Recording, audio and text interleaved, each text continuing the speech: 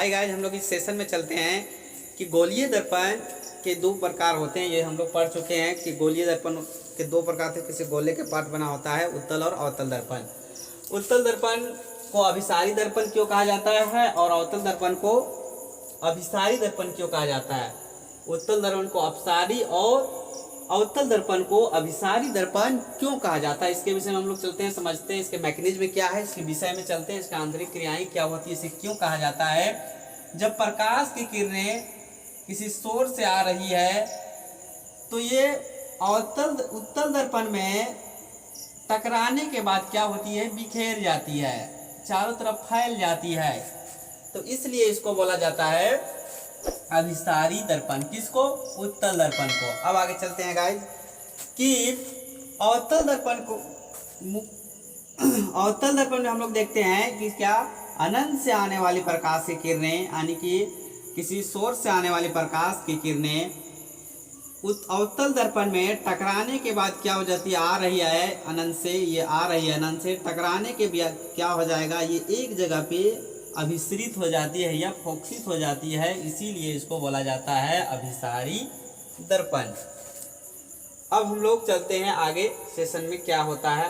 अब आगे हम लोग चर्चा करते हैं कि अवतल दर्पण में देखेंगे, गोलीय दर्पण में हम लोग कि प्रतिबिंब कहाँ पे रखा जाता है। कोई भी वस्तु रहेगा तो उसका प्रतिबिंब कहाँ बनेगा, इसी के विषय में हम लोग चर्चा करते हैं। अब चलते हैं, अब हम लोग चर्चा करते हैं कि अवतल दर्पण।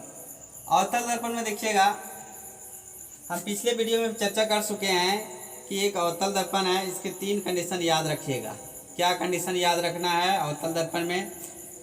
कि यहाँ पे पोल होता है गाइस और इधर वक्रता त्रिज्या होता है जिसे C से दिखाते हैं, और यहाँ F होता है। तो पहला कंडीशन याद रखिएगा कि ये मुख्य अक्ष कहलाता है। ये पूरे लाइन को क्या कहते हैं, मुख्य अक्ष कहलाते हैं, हम लोग कहते हैं।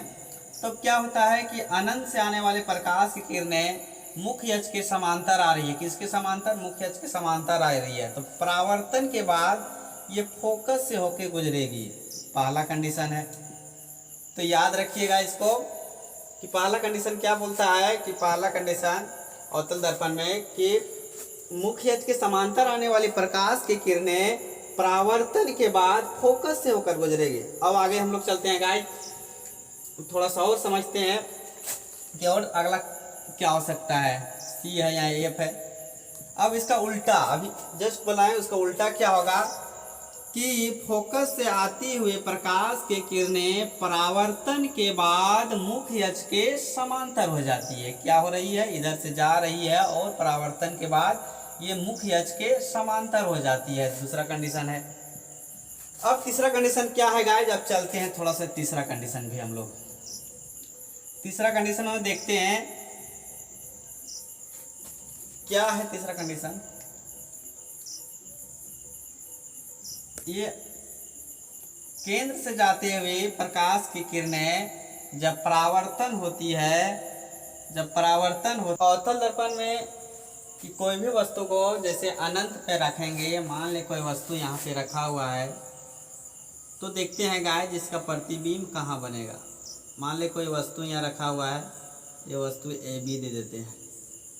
तो वस्तु रखा हुआ है, प्रकाश की किरणें इधर से जा रही है इसमें पड़ते हुए, तो क्या होगी, इसका प्रतिबिंब कहाँ बनेगा, इसके देखते हैं। इस प्रतिबिंब इसका फोटो कहाँ पे बनेगा इस दर्पण में, सो देखते हैं मुख्य से।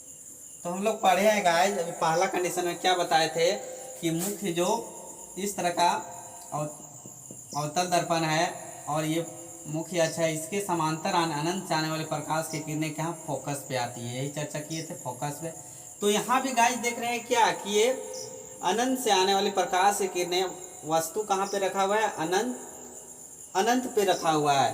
तो इसका प्रतिबिंब कहाँ इसमें पड़ रहा है प्रकाश की किरणें, तो इसका, और हम लोग कंडीशन अभी पढ़े कि प्रकाश की किरणें जो अनंत से आ रही है मुख्य अक्ष के समांतर, तो परावर्तन के बाद क्या होती है, फोकस में मिलती है।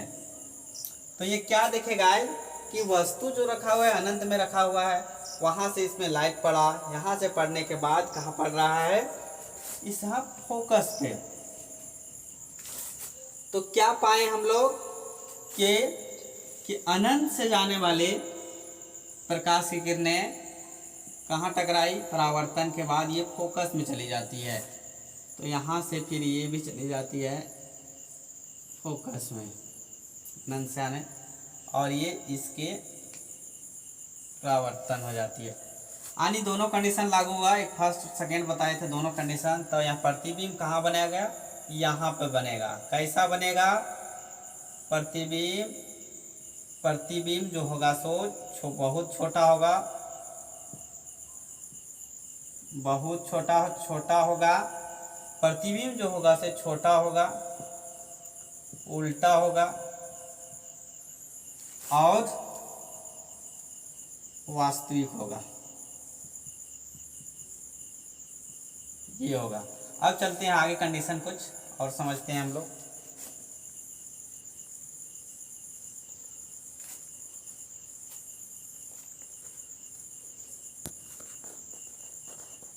अवतल दर्पण में जब वस्तु को वक्रता केंद्र और अनंत के बीच रख रहे हैं वस्तु, तो प्रतिबिंब कहाँ बनता है गाइस, वहाँ देखते हैं क्या हो रहा है। प्रकाश की किरणें अनंत से आ रही है, यहाँ पढ़ने के बाद ये क्या होती है, पहला कंडीशन जो बताएं अवतल दर्पण में कि परावर्तन के बाद फोकस से होकर गुजरती है।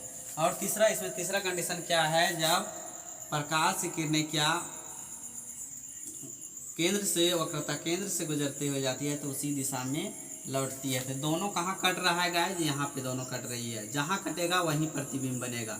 तो प्रतिबिंब बन रहा है A-B, यानी कि प्रतिबिंब होगा सो छोटा होगा, वास्तविक होगा, उल्टा होगा। अब ये देखते हैं गाइस कि वस्तु को जब वक्रता केंद्र पे रखते हैं, मान लो कोई वस्तु AB है, उसको वक्रता केंद्र पे रख रहे हैं, तो उसका प्रतिबिंब कहाँ बनेगा, कितना साइज किया देखते हैं उसके विषय में हम लोग।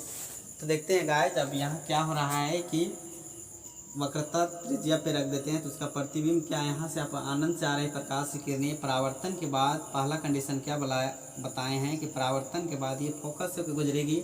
अब ये क्या मान आ रही है, प्रकाश की किरणें अनंत से आ रही है फोकस से गुजरते हुए, तो ये मुख्य अक्ष के समांतर हो जाती है। कहाँ मिल रही है दोनों किरणें, यहाँ पे मिल रही है, तो इसका प्रतिबिंब गाइस यहाँ पर है, दोनों मिलेगी परावर्तन के बाद फोकस से जाने वाली और इसके मुख्य अक्ष के समांतर है, जहाँ मिलेगी वहीं उसका प्रतिबिंब हो। दोनों यही काट रहा है तो इसका प्रतिबिंब यही होगा, A-B इसका प्रतिबिंब हो गया। कैसा प्रतिबिंब होगा, वस्तु का साइज होगा, वस्तु का जो साइज है यानी कि बराबर होगा और उल्टा होगा। और कहाँ प्रतिबिंब बनेगा, वक्रता केंद्र पे।